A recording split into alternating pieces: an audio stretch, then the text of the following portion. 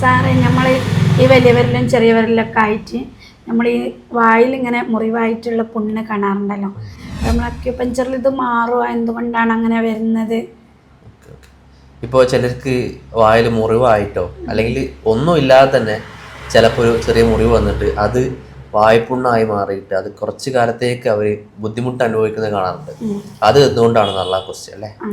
Okay, ഇപ്പോൾ നമ്മുടെ ശരീരത്തിനൊരു system ഉണ്ട്. ശരീരം വളരെ ബാലൻസിങ് ആയി പോകുന്ന രീതിയിൽ നമുക്കൊരു അസുഖം ഉണ്ടാവില്ല. ആ ബാലൻസ് തെറ്റുമ്പോഴാണ് ശരീരം അസുഖം ഉണ്ടാവുന്ന ഒരു രീതിയിലോട്ട് മാറുന്നത്. ഇപ്പോൾ ശരീരം ആൽക്കലിൻ ലെവലിൽ ബാലൻസ് ചെയ്ത് പോകുന്ന സമയത്ത് യാതൊരുവിധ അസുഖങ്ങളും ഇല്ലാതെ പോകും. അത് അസിഡിക് ലെവലിലോട്ട് മാറുമ്പോഴാണ് വായ്പുണ്ണ് പോലത്തെ അസുഖങ്ങൾ കണ്ടുവരുന്നത്.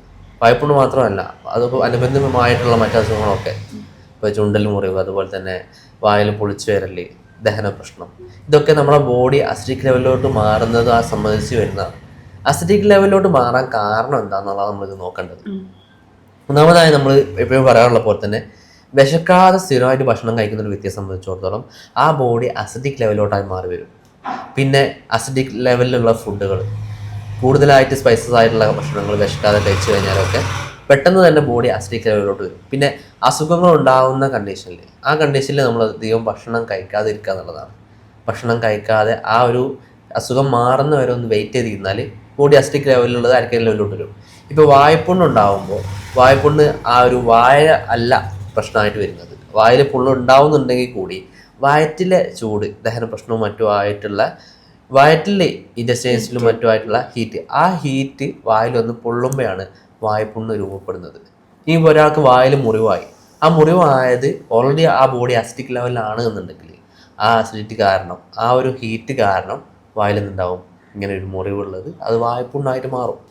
അത് ആ ഒരു ബോഡി അസിഡിക് ലെവലിൽ തുടർന്ന് പോകുന്തോറും ആ ഒരു പുണ്ണ് അവിടെ നിലനിൽക്കുകയും അത് മൂർച്ഛിക്കുകയും വേറെ വേറെ പുണ്ണുകൾ ഉണ്ടാവുകയും ഭക്ഷണം കഴിക്കാൻ പറ്റാത്ത രൂപത്തിൽ വളരെ വൃത്തികെട്ട രീതിയിൽ നമുക്ക് ജീവിതത്തോടെ ആ ദിവസത്തോടെ തന്നെ ഒരു വെറുപ്പ് തോന്നുന്ന രീതിയിൽ മാറി വരും. കാരണം നമ്മളെ വായിലാണല്ലോ നമ്മൾ കൂടുതൽ യൂസ് ചെയ്യുന്നതാണ്.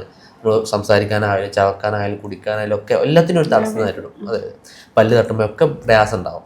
അപ്പോൾ ഇങ്ങനെ പ്രയാസപ്പെടുന്നവരോട് എനിക്ക് പറയാനുള്ളത് എന്താ വെച്ചാൽ, അവർ ഒന്നാമതായി നന്നായി വിശന്നിട്ട് മാത്രം ഭക്ഷണം കഴിക്കുക, രണ്ടാമതായി ദാഹിക്കുമ്പോൾ മാത്രം വെള്ളം കുടിക്കുക, പ്രധാനമായിട്ട് ശ്രദ്ധിക്കേണ്ടത് വളരെ നേരത്തെ ഉറങ്ങുക എന്നുള്ളതാണ്.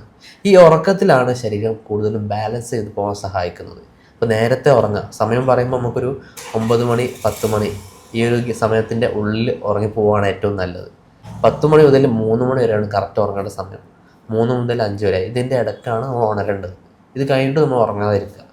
ഈ 3-5 മണിക്ക് ശേഷം ഉറങ്ങുന്നവർക്കും പല ഇൻഡസ്ട്രീസ് പരമായിട്ടുള്ള വൻകൂടൽപരമായിട്ടുള്ള അസുഖങ്ങൾ കണ്ടുവരുന്നുണ്ട്. വൻകൂടലും ഈ പുണ്ണും തമ്മിൽ നല്ല ബന്ധമുണ്ട്. അപ്പോൾ ഇതൊക്കെ നമ്മൾ ശ്രദ്ധിച്ചു പോയാൽ തന്നെ പുണ്ണിൽ നിന്ന് പൂർണ്ണമായിട്ടും മോചനം ലഭിക്കും. ഇനി ഇതൊന്നും ചെയ്തിട്ട് മാറ്റം ലഭിക്കാത്തവർക്ക് അക്യുപഞ്ചർ ചികിത്സ പോലത്തെ മരുന്നില്ലാത്ത ചികിത്സാ രീതി മുന്നോട്ട് കൊണ്ടുപോകുന്നതാണ്. ഇനി ഇത് മരുന്ന് ഉപയോഗിച്ച് മാറ്റം വരുന്നുള്ളൂ, ഗവൺമെൻറ് മറ്റു മെഡിസിൻ ഉപയോഗിച്ച് മാറ്റം വരുന്നവരോട് പറയാനുള്ളത്, അത് നിങ്ങൾ ചെയ്യുന്ന വലിയൊരു തെറ്റാണ്. കാരണം ആ ഒരു പുണ്ണിനെയാണ് നിങ്ങൾ ഫോക്കസ് ചെയ്യുന്നത്, അല്ലാതെ ഇതിൻ്റെ കാരണമായിട്ടുള്ള വയറിനെ അല്ല. അപ്പോൾ ഒരിക്കലും പുണ്ണിന് വേണ്ടി നിങ്ങൾ ചികിത്സ ചെയ്യരുത്, പുണ്ണ് വരാനുള്ള കാരണത്തിന് വേണ്ടി ചികിത്സ ചെയ്യുക. അക്യുപഞ്ചർ പോലത്തെ മരുന്നില്ലാത്ത ചികിത്സാ രീതികൾ ഉപയോഗപ്പെടുത്തുമ്പോൾ പുണ്ണ് മാത്രമല്ല പുണ്ണിൻ്റെ കാരണം കൂടി ഉൾപ്പെടെയാണ് മാറുന്നത്.